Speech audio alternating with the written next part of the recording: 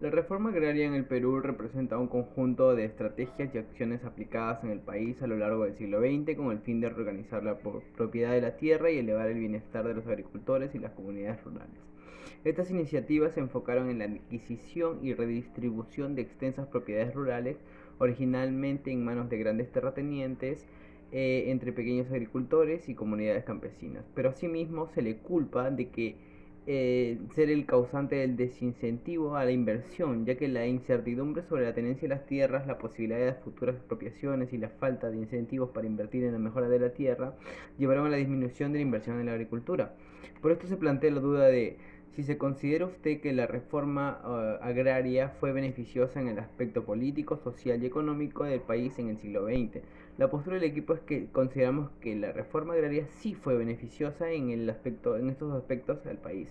A continuación detallaremos nuestras razones basadas en hechos históricos importantes que servirán para respaldar y argumentar correctamente nuestra postura.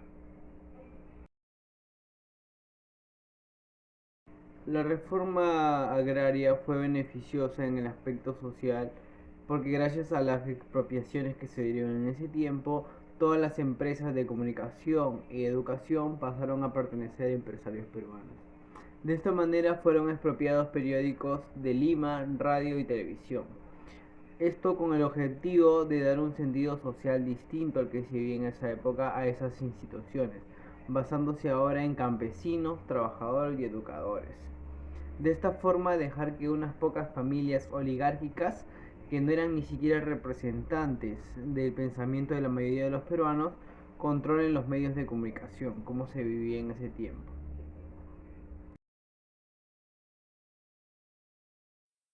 La reforma agraria fue beneficiosa en el aspecto económico porque el gobierno realizó una importante redistribución en la prioridad y los ingresos. Bajo el lema La tierra es para quien trabaja, este lema fue elegido en el gobierno de Velasco.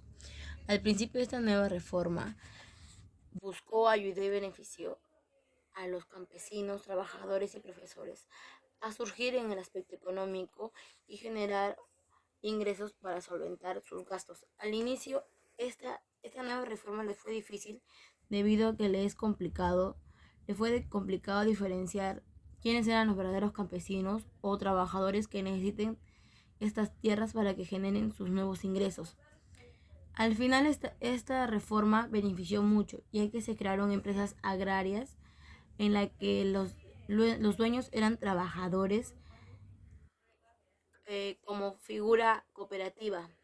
Pero igual surgieron que los administradores eran personas que eran enviadas por el gobierno o supervisadas por el gobierno. La reforma agraria fue beneficiosa en el aspecto político porque se realizaron expropiaciones que beneficiaban al pueblo campesino. La ley de la reforma agraria, aplicada desde 1969, privó de su propiedad a los ancedalos que tuviesen más de 50 hectáreas de tierras en la costa y 150 en la sierra. Las expropiaciones fue virtualmente sin compensación, ya que se valoraron las tierras, animales, cebrios, edificos y maquinaria. Con el objetivo de terminar con los latifundios, estas tasas de ordinarios fijaban valores de menos de la mitad de los precios de mercado, que a veces llegaban a ser incluso simbólicos.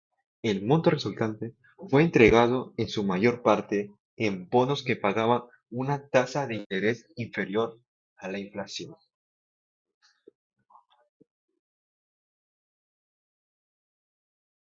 Como conclusión, consideramos que la reforma agraria sí fue beneficiosa para el Estado peruano en estos años, durante el siglo XX, porque fue en el aspecto político se realizaron expropiaciones que beneficiaron al pueblo campesino, a la clase trabajadora, al sector de educación, también a los campesinos, como ya había mencionado, en el aspecto económico porque el gobierno realizó una importante redistribución de la propiedad y los ingresos, con lo cual salieron beneficiados muchos hermanos peruanos porque también podían reorganizar la agricultura de otra forma, ya que se había establecido de que la tierra es de quien la trabaja, entonces se pudo gestionar mejor esto.